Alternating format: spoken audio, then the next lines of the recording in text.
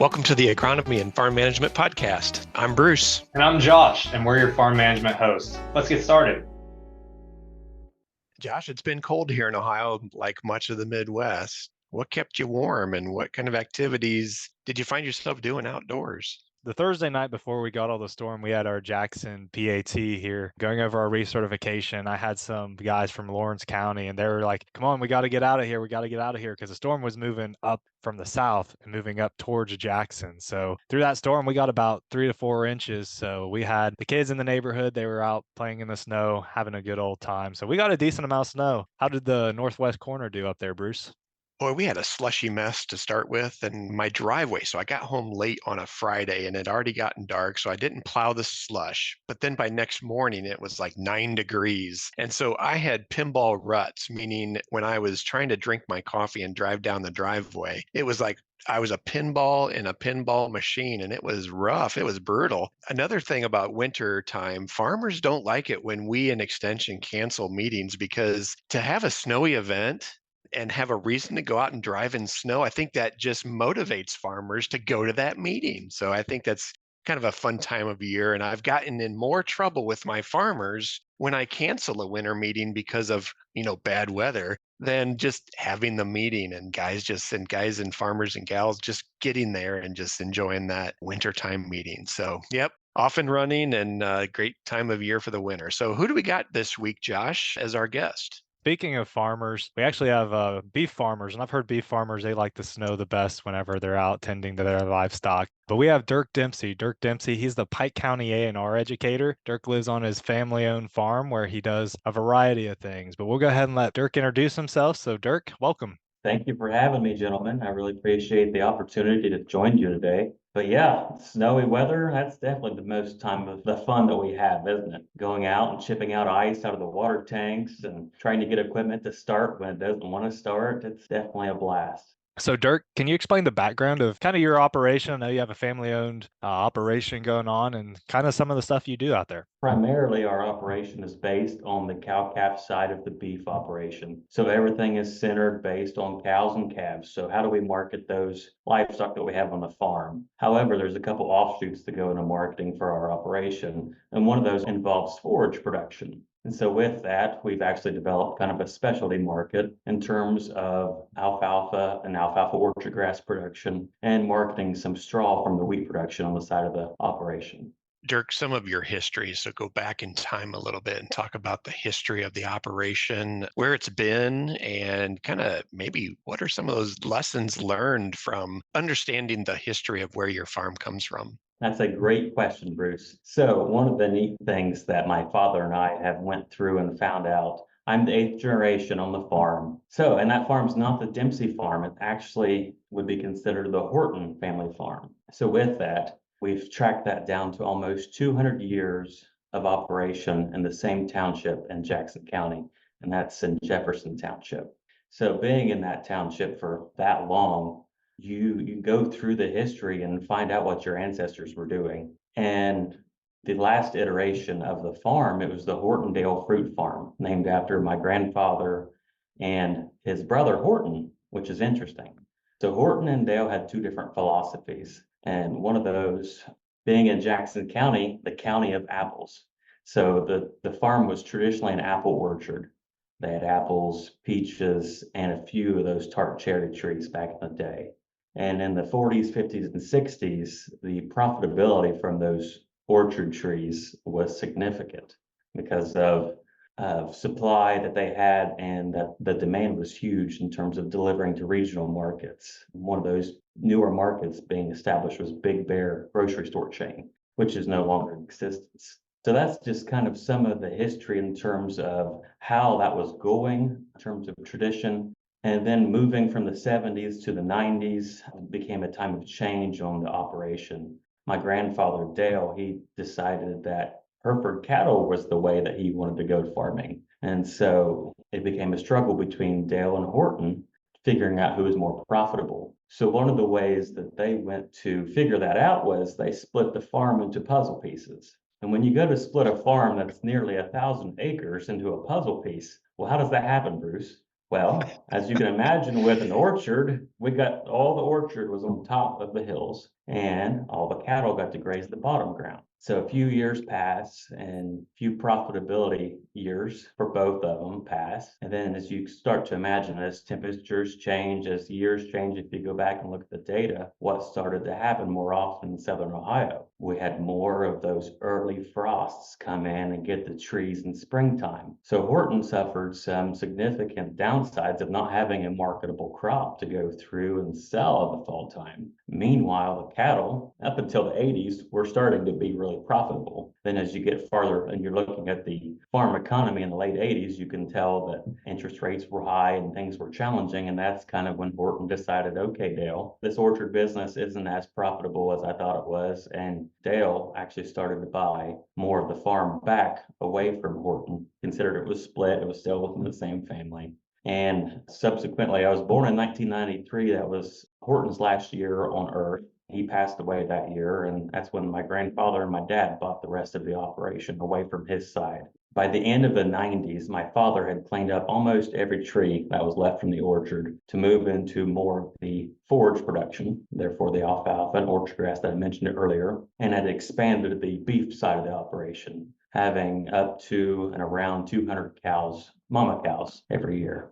Dirk, it sounds like your family has been marketing gurus throughout the year. It just came from circumstance with the changing environment. They had to switch from fruit trees to more of a livestock background. Today, what products are you mainly marketing on your operation? I know you said forages and beef. Kind of talk through a little bit of what's marketed. Things that are marketed on our operation. I graduated from the Ohio State University in 2016. We were direct marketing maybe 5 or 6, half a dozen freezer beef a year in terms of selling beef off the farm, with our main focus being selling feeder calves. And then we got a call that one of our neighbors had started selling all natural beef to an outlet over on the East Coast. So we contacted them and had a meeting, and we decided we were going to sell 2 semi-loads or 2 potloads of finished fat cattle to this outfit. And that was great for a couple of years until we started realizing that there might be something that we could do to expand our profitability margin, and that would be to sell direct to consumer. Around that 2017, 2018 window, I said, well, we're selling these 2 semi-loads a year. We could go ahead and we could start marketing on Facebook. In 2016, last year that I was at Ohio State for my undergrad degree, I had took a class in ag communication about online presence, where we learned to develop a website and social media presence. And so with that, I had developed a Facebook page. But that's kind of the precipice of developing that marketing strategy for direct to consumer and where all of the consumers seem to be. And then as we keep going on, COVID happened, and it was a scary time because of supply issues. So the supply issues at the chain stores and grocery stores had people calling us, say, hey, we hear you sell a few freezer beef. Could we get an order for freezer beef? And so I'd start placing appointments at the local butcher shop. And then before that, even come to realize that the butcher shop was booked out in more than a few months, when I could just call before and it would be, oh, you can have a spot in 10 days. And so I went ahead and I had booked my appointments at the local butcher shop for the next year. I went ahead and I booked 5 freezer beef for every month. That's 60 freezer beef for an entire year. And during COVID, I sold 60 freezer beef that first year. And that's kind of one of the ways that I started direct marketing my freezer beef, in terms of gathering customers on social media, having that website presence. And then with that, we went ahead and started marketing more of our alfalfa orchard grass products too. So that's based off of where I live. So where I happen to live, I happen to be surrounded by a population that doesn't use our traditional diesel vehicles or gasoline vehicles. They're strictly horsepower. Well, by horsepower, I mean equine. So when we have equine powered vehicles, they got to have some sort of fuel, right? So their fuel choice is alfalfa based forage. And that kind of developed as a niche for us to sell those small square bales to the population that live around me, and I didn't really have to go very far to deliver them either. So an input cost was lower for me in terms of making that a marketable product. We've expanded our sales of alfalfa, small orchard grass bales as well. We even have, based on our ability and ease of use, is to market those large 5 foot by 6 foot round bales of hay to those populations as well, just for ease of handling too. But yeah, just to kind of summarize that, both of those products, forage and beef, use direct to consumer marketing. And that's kind of the majority of our business model right now.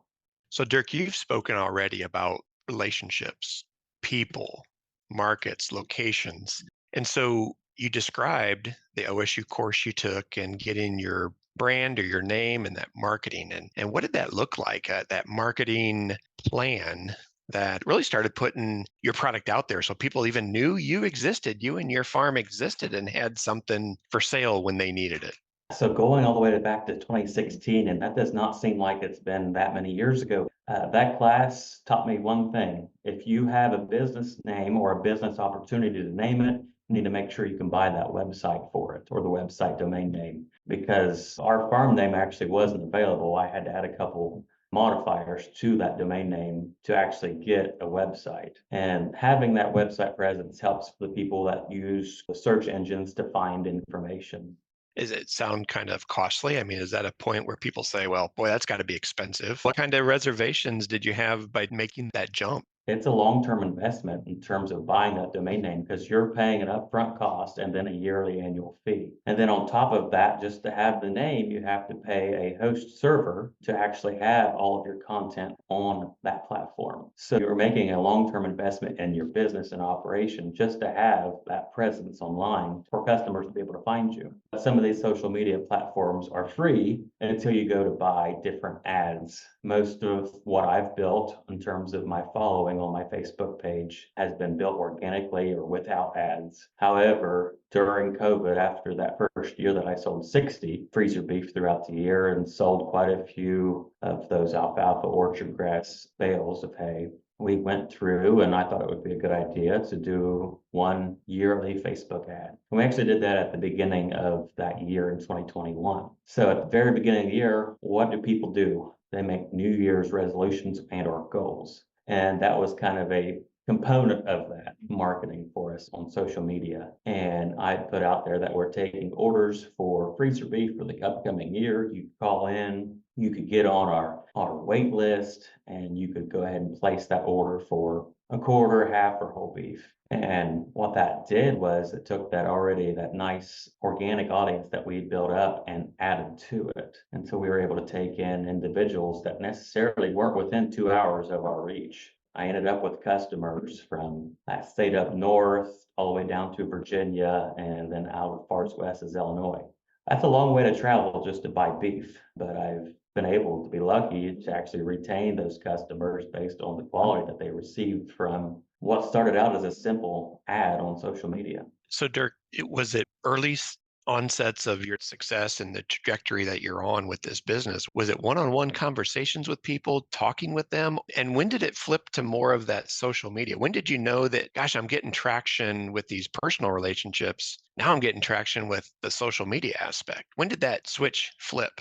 So that's an interesting question, because you can go into this operation, and I spent a lot of time on the phone answering a lot of the same questions. What's this going to cost me is typically being one of the biggest questions. Then the questions would delve into, well, what do I get for my money? And so I like to be transparent as possible. Being that person and having that platform, I was able to go through, and then I had access to a platform that you could go and make little banners with. So utilizing banners on Facebook, you could have this colorful post. It wasn't just a blob of words. It was all wrote out. On a quarter of a beef, you're going to get this many pounds. This is what your cuts of beef are going to look like if you go with the standard package. These are the steaks, the name of the steaks that you're going to have. And this is approximately how many pounds of hamburger that you'll have. And as that went on, that started to be more online questions instead of phone calls. So can I get this additional product from your beef rather than steaks, hamburgers, and roast? Can your butcher shop that you work with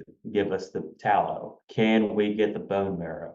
additional products that I didn't necessarily benefit from selling, but the butcher shop that I had the relationship with was able to then upcharge them and build them as a customer base that they could offer those and sell those and move those instead of those products just being discarded.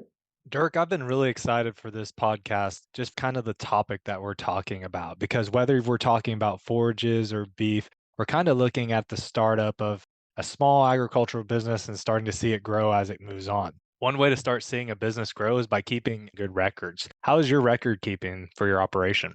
Honestly, probably messy.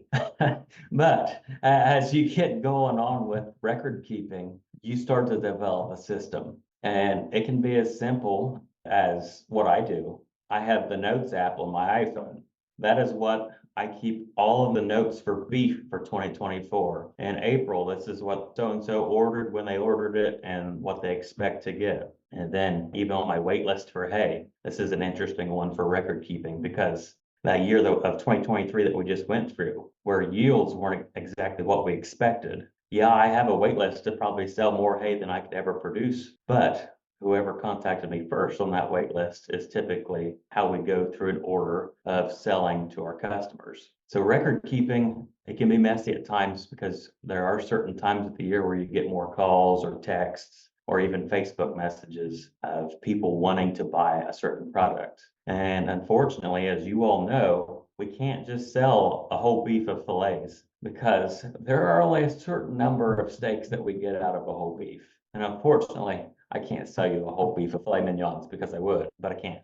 In terms of record keeping, have a system and stick to that system. Don't change midstream. Stay with that record keeping. Mine has worked because it's simple. I now have some record keeping that I do on the cow calf side of it. It's all on an Excel spreadsheet. When that cow goes through, when she's expected to calve, when she calves, that way I keep track of cycles, knowing that if she's going to have an opportunity to go through and be a profitable cow in the future, what field she was in terms of knowing where or what bull she was exposed to, and then understanding how she did with weaning. There's also some animal health issues that we track on our farm too, that we go through and keep track of in our records. So you mentioned your records being a little messy. Whenever I learn stuff, it's usually from my failures. Has there been any moments where you've failed in your record keeping that you've improved? I heard that you went from Apple Notes, and I know you still use them, but also going to that Excel sheet, like you said, being more precise in what you're tracking. One of the biggest nightmares that I have, and I have vivid nightmares sometimes, is having someone show up to pay you for something that you don't have. And so coming up with a way to get rid of and get past that nightmare. Fortunately, I can't say that I've had any failures, but I've had close calls. So one of the things that I go through and I do in terms of record keeping is I build a little bit of a buffer so that if I do happen to make a mistake and I've promised an order, let's just say I promised an order of a quarter of beef, I always have a little bit of give that I should be able to come up with that pretty soon. I've not had that failure yet, but I had a built-in buffer just in case that I did. One of the things that I did in terms of that marketing was I built that buffer in just so I could prevent that nightmare from happening, because this is something that, I've kind of always struggled with. It gives me a little bit of anxiety saying that I've got all of this beef in the freezer ready for you to pick up. But if I have that ability to say, okay, I can get that extra quarter in on that order, I've not caused an issue. But yeah, being more precise, that gives me some alleviation of that anxiety. And you're able to take that and just sleep a little bit better at night. Dirk, you are an educator at heart and you genuinely love the industry of agriculture. And so part of your role might turn to educating your customers. What have been maybe a question that has been the most surprising question from a customer that you were glad to explain and to educate them and just to share what they were unaware of? And it was a great question and it was a great teachable moment for you. So other than we can only get fillets, is that what you're asking, Bruce? Uh, so a couple of those questions that pop up into my mind are just how long it takes for you to actually get that beef from your farm to the processor to someone's freezer, then it actually gets to their table. So talking about that process. So you might place an order in January for an appointment that I have in April. Well, maybe you've chosen one of the two butcher shops we work with. One of them is a little bit faster than the other. So we talk about dry aging and that process. If it has the opportunity to, that carcass has the opportunity to hang just a little bit longer, that dry aging process can affect the flavor or tenderness of that product as well. And so educating about dry aging, how that process works. One of the questions was, I want that whole beef in the hamburger. And so naturally, being one that likes to ask questions, I said, why? Just because I like steak and I like roast. And honestly, one of my favorite cuts of beef is the tongue. And so I like to talk about all those products when we're going through the chart. And they said, well, that's how we buy it from the store. They only have bought hamburger from the store. And this is someone that's a little bit older than myself. And I said, well, do you ever go to a steakhouse or out to a restaurant and get steak? Well, yeah.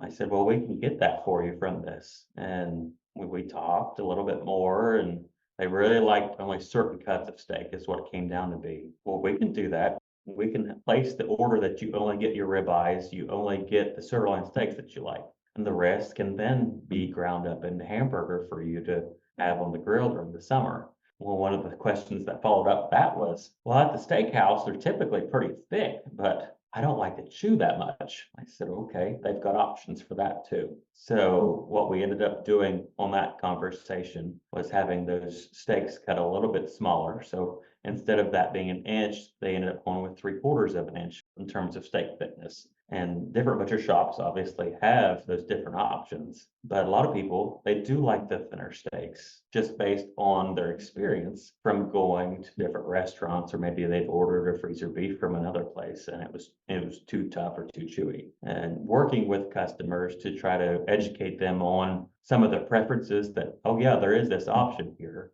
and what they could actually get in terms of retail products they could have in their freezer ready to go at a moment's notice and have for the family dinner. That's been a real pleasant experience to help someone learn the difference between option A and option B. And they didn't even know that there was an option B. So, Dirk, it sounds like you're taking the Burger King method where they can have it their way. Your customers are being able to get their cake and they can eat it too. So, what is the best way to retain customers through your business? It's simple, Josh. And it's not just that it's the Burger King motto, but it's delivery. If you actually are able to deliver what you promise, people are happy.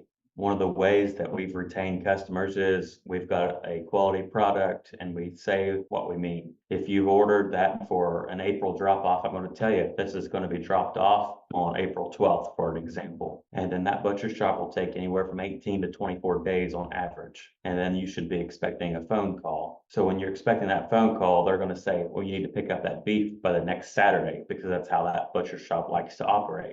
And so you've delivered all of the expectations up front. Now you've got expectations. You're hoping for the right outcome for that. So the outcome is a desired product at the right delivery time. And so you've set all that expectation. It's made for you to go through all the outcomes. Sometimes there are things that happen. Appointments get moved. You have to reset expectations.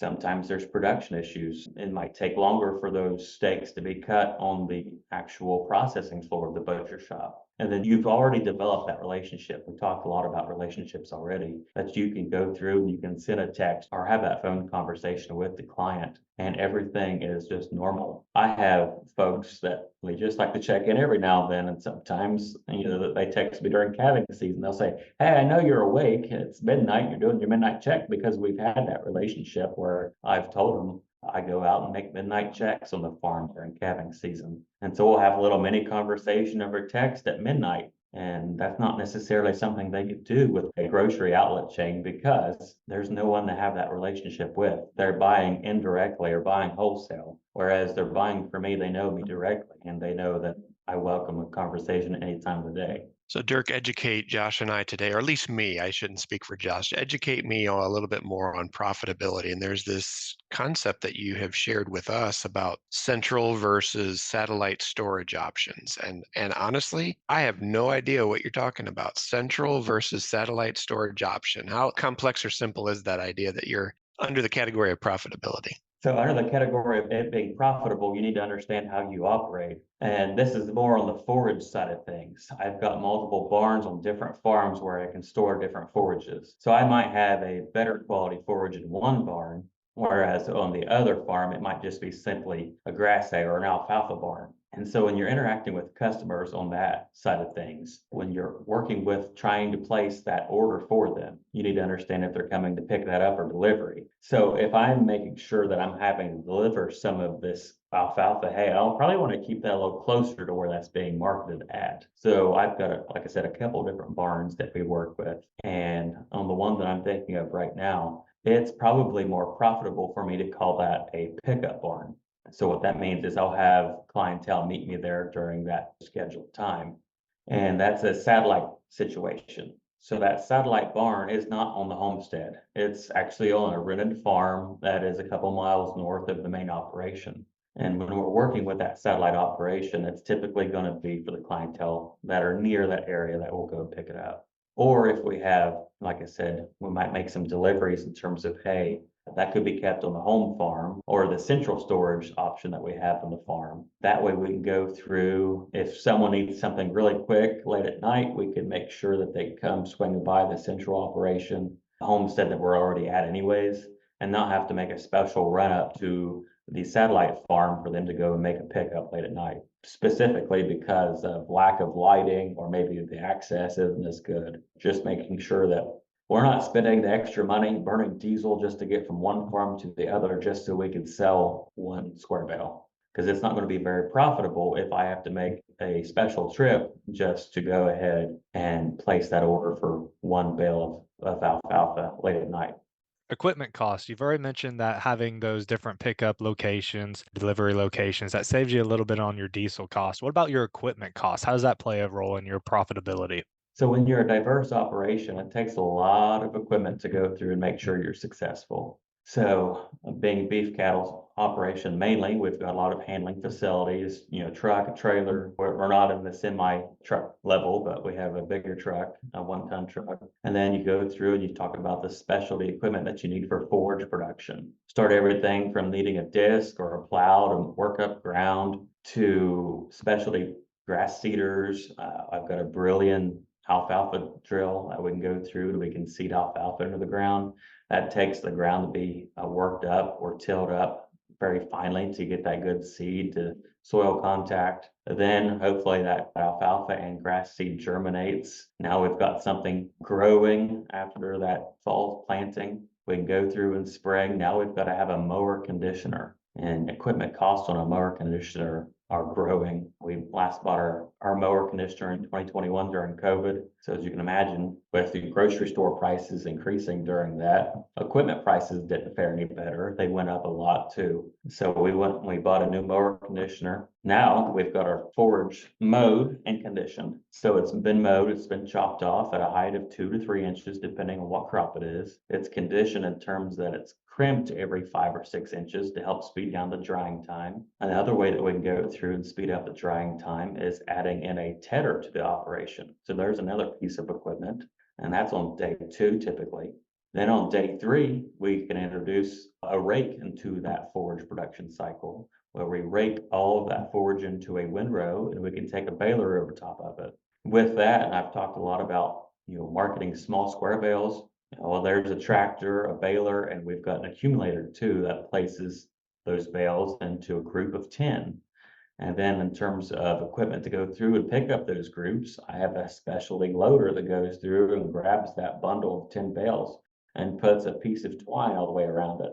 Then I can stack that on a wagon and take it to our central or satellite storage operation to where I can start to schedule that pickup or delivery, or even those Saturdays where I can take and have customers come at a stacked or a staggered pickup day, to where I'm not making all these special trips just to have 1 or 2 days to offload those bales to a customer's trailer or pickup truck for them to take home. All of that works together with scheduling, mentioned those pickup times and days, and having the equipment necessary to load and move and get all those bales off the field on a, pretty much a synchronized time, because this process of baling forage, we've got small windows here in Southern Ohio, typically 4 or 5 days. If we can get that forage mowed and baled off the field in 4 days, we're calling that a victory. Dirk, I've heard you use the phrase we, and so I'm going to ask a question about your labor force. And so, who makes up the team that is engaged in the production side and then maybe the marketing? Are you a one-man show to get this all done, both on the forage and also on the beef side? How does that all come together? No, and I'm very lucky to have my father, who's been in this business for very many years, to be as part of this team. It's my father and I, and that's we. That is who we is. And we work a lot together. Not as much since I started this role as extension, but every day I'm spending time on the farm with him. Weekends are fun. We work together in terms of developing all these plans for the farm's success. So in terms of when it's time for breeding season, I'll work with my dad and he'll develop a plan. It's like in terms of developing an outcome of when we want those cows to be bred, then we'll implement a strategy. Say we might want to think about natural breeding and having a bull in place by this date, or maybe we're going to think about an opportunity to introduce artificial insemination and bring in outside genetics that we might not necessarily have the opportunity to afford otherwise. That's kind of how we work together. We'll develop a brainstorm and take those ideas and make them into reality. Dirk, where does tradition come into play for the farm? You talk about a multi-generational family business. Talk to us a little bit about tradition. So being that eighth generation to be on the farm and just having my daughter last year in 2023, the ninth generation being born, it really hits home as you start to, I turned 30 last year. Gosh, that seems old to me. But when we're thinking about tradition, we're remembering, like we talked about at the beginning of this, where we came from, how the farm was an orchard, and now it's primarily a beef cattle operation. Well, by the time my daughter is 30, what will that look like? We'll be as a farm over 200 years in age by the time she takes the reins. And we're looking forward to seeing what we go through in the next few years until she gets to that age that she's went through and feels comfortable managing a farm. That's building tradition, and one that is sustainable. It might not look the same as it does today in terms of marketing direct to consumer. It could go back to more of that wholesale outlook, or it could go even farther into the delves of that direct to consumer by offering a more diverse product bank too. So the tradition of our operation, I look forward to seeing how that continues to grow and thrive over the next many years. Dirk, what's one last piece of advice for anyone that's listening that would be interested and trying to make that jump into starting their own business, whether that's something small on the farm, whether they can branch out and do something else? Try it. One of the things that my wife and I do as a partnership off the farm is we decided we wanted to sell lambs direct to 4-Hers and FFA exhibitors. So we decided that we were going to try that this past year. In terms of learning, that's a whole different ballgame in terms of growing beef cattle to growing sheep on the farm. So we've learned a lot, but we've tried it. And that's always the scariest part, is trying something new. But go ahead and just put your foot in the door and actually just try it. Don't always try it at a large scale. Work your way into it and give yourself room to grow. And as you figure out those bumps and bruises, you can easily overcome those bumps and bruises when it's a smaller operation than if you jumped into it and you bought 100% stake in something. It's not always if we are successful. It's a matter of how much time and effort we have to make something successful. So Dirk, related to your forage and your beef enterprises that you've gotten established and you've gotten that traction in your customer base, how will you measure success in 2024? So with the way the farm economy is moving, one of the ways that we can measure success is our bottom line. So at the end of 2024, I hope we're in the black and not necessarily in the red due to equipment costs or our other various input costs that we have on the farm, seed, fertilizer, fuel. So that's one of the ways that we're going to look at success for 2024 is making sure that the farm is profitable. And one of the ways that we always measure success is those relationships. So making sure that we're continuing to retain those relationships and build upon those as we go into 2025 is a good way to measure success moving forward. Perfect. Thanks, Dirk, for being a part of the podcast today. We really appreciate your time and giving us your knowledge. Hey, it's my pleasure anytime. Thanks for listening today. For more information about farm management tips, be sure to check out the Farm Office at farmoffice.osu.edu.